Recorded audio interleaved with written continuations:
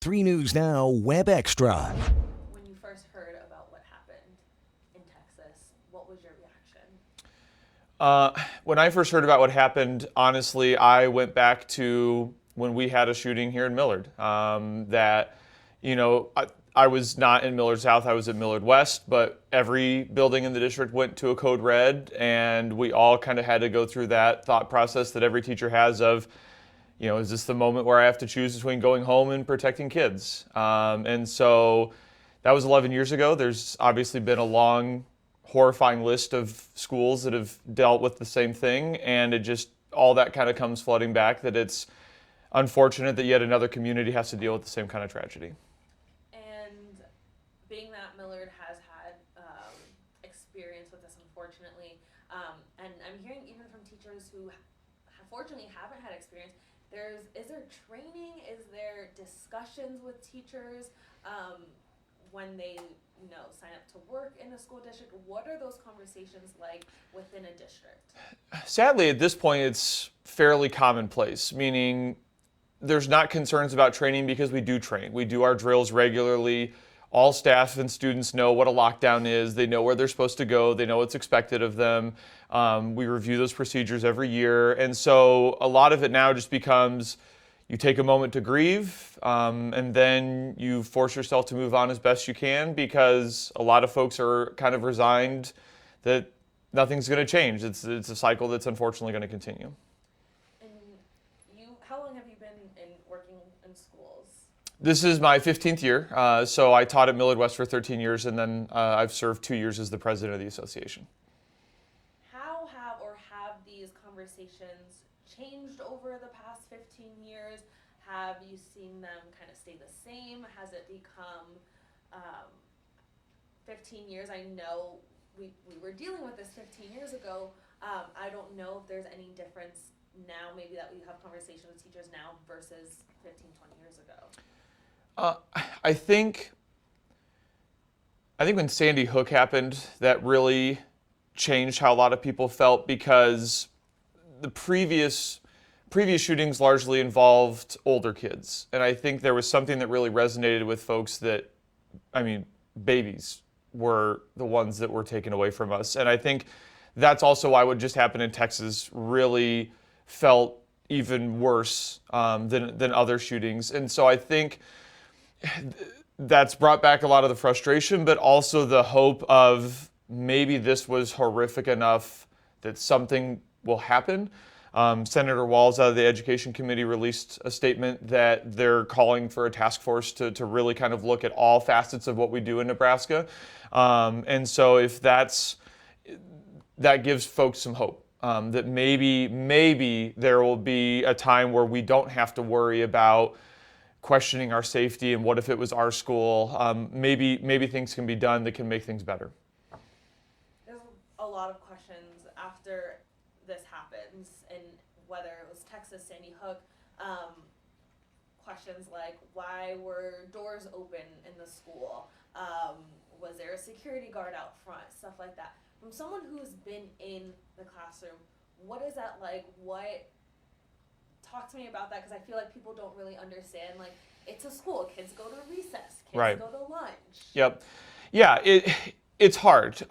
We have changed a lot in the last decade or so. We've passed bond issues. We've spent millions to update our schools to make them more safe and more secure. You need your employee badge to get in. It's not just a random whoever can get in. You have to have the badge, or you have to buzz the office. A lot of the buildings around here now you have to get through 2 doors now. So you get through an exterior door, and then you have to go through the office. So there's one secure entry point.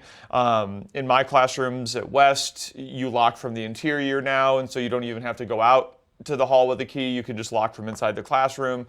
And so all of those things have certainly made it so that our school environment is safer.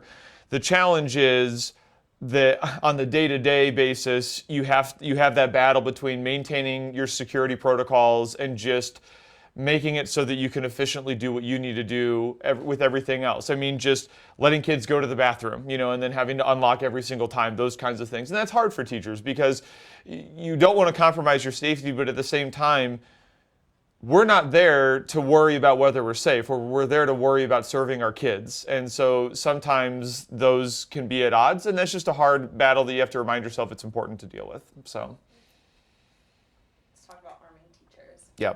A lot of people question, why haven't we done that? Why don't we do that? How do teachers feel about that? Teachers don't want it. Teachers have openly said they'll leave the profession. And frankly, we're kind of at a loss for why people think that's a solution. There was an armed resource officer in Texas. It didn't stop what happened. There were armed resource officers in other buildings where there were school shootings. The idea that putting more arms into a building is the solution, the evidence doesn't support that. On top of it, the primary purpose of school is to be a safe and welcoming place for our kids. And if kids are surrounded by people with weapons, how does that make them feel safe and secure? And the biggest thing is, teachers have enough on their plates already.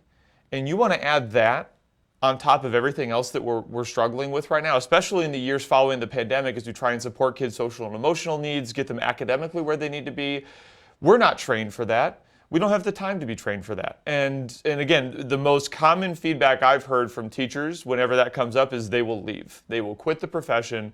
That's not something they want to get involved with. And frankly, a lot of teachers are insulted at it because we've spent the past year being told by fringe groups that we can't be trusted to check out certain books to kids, that they feel we're indoctrinating kids, and now all of a sudden you trust us with firearms around kids.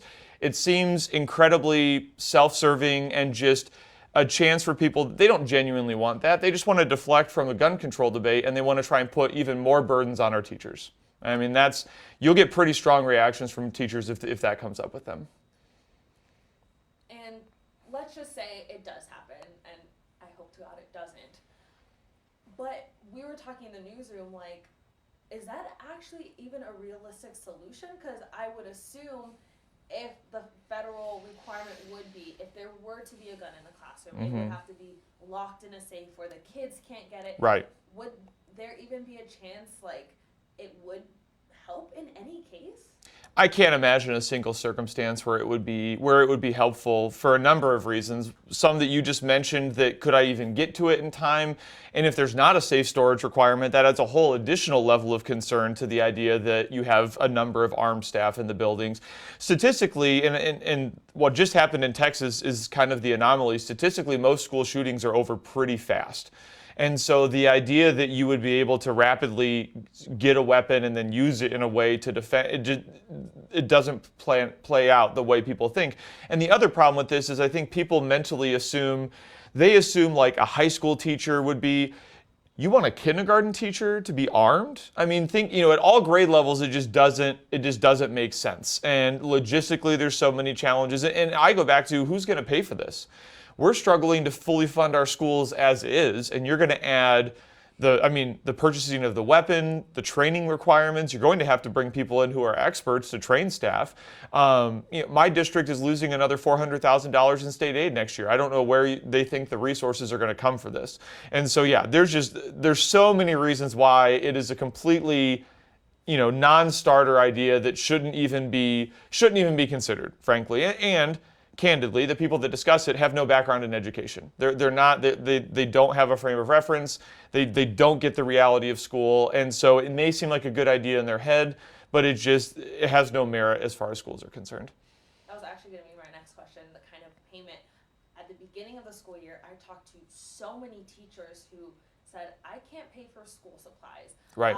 And graciously from the community and from Wishlist, they were able to do that. But it sounds like we're just asking teachers to do more and more. Right. And I mean, I know this isn't the first time this idea has come up, but especially now when we're having a pretty serious conversation about the challenges of keeping teachers in the profession, this is the worst possible time to consider adding this to the plate. And candidly, it's one of the reasons why I'm running for the legislature in my district, is because you can tell when educators aren't at the policy-making table, because these are the ideas that come out. And it's when there's a lack of educators having a say in the kinds of policies that affect us, this is what happens. And honestly, even if there's not even a bill introduced about it, the mere fact that it's being discussed is a huge discouragement for a number of educators that, we've done all of these other things, and you think that putting another thing on our laps is the right move, and it's very disheartening for folks. My last question for you, for young teachers Mm-hmm. who are seeing this past week play out, for families who, are sending their kids back to school, I'm sorry, I'm going to get emotional. What do you tell them Yeah. when you watch the news and kids aren't coming home? Right. Yeah, this one hits home for me. I mean, I'm not just a teacher. I send my girls to schools in Millard. My youngest walks to elementary school. I drop my oldest off at middle school every morning. At the end of the day, that's one of the hardest things for our educators is, even if we personally are worried about that, we can't let that manifest for our kids, because we need them to feel like school is welcome and safe, because that's the foundation of everything. If we lose that sense that that's the place you want to be and it's a safe place to be, we can't do anything else. We can't teach lessons on math and science if kids don't feel safe. We can't work on their reading levels if kids don't feel safe. I mean, that's the foundation of which we saw during the pandemic. When kids were worried about their safety, just the general anxiety, that contributed to their struggles academically, and for understandable reasons. And so when I talk to teachers about it, I think the first thing I do is just validate your fears are valid. I think it's very easy to say statistically it's highly unlikely. We can go through all that, but that's not what people need to hear. They need to hear that their fears are validated, but then go right back to reinforcing that we need to make this the safest and most welcoming place we can be for our families, so that way those concerns aren't there. And again, candidly, that this is why we need our lawmakers to step up, because we can't afford to be afraid to go to school. Our families can't afford to be afraid to send their kids to school. And the bottom line is that's unfortunately out of our hands. We know what solutions work. We have lots of evidence about whether it's providing mental health services, providing funds to physically make our schools safer, gun control legislation, all of those things, which I was really glad that Senator Walz's press release talked about all of those things. It's not one piece. But unless we seriously tackle them, we're going to be doing this interview in a few months, in a year, whenever it's going to happen. We're going to do this interview again unless that changes. And so it is hard. It is hard to talk about to those families that are scared, because again, it's out of their hands. It's not something that a teacher can control. It's not something that a school board can control. So we do our best to assure them that we've done all of these things already to make our schools physically safe, and that we've trained for it. And it breaks your heart that it's even something that we have to talk about. And yeah, I mean, that out of all of this, out of every conversation that I've had since the shooting in Texas, the gut punch was talking to my 8-year-old. I mean, no kid that age should have to worry about that. And I wish I had a better answer, but I don't, because it's not my answer to give.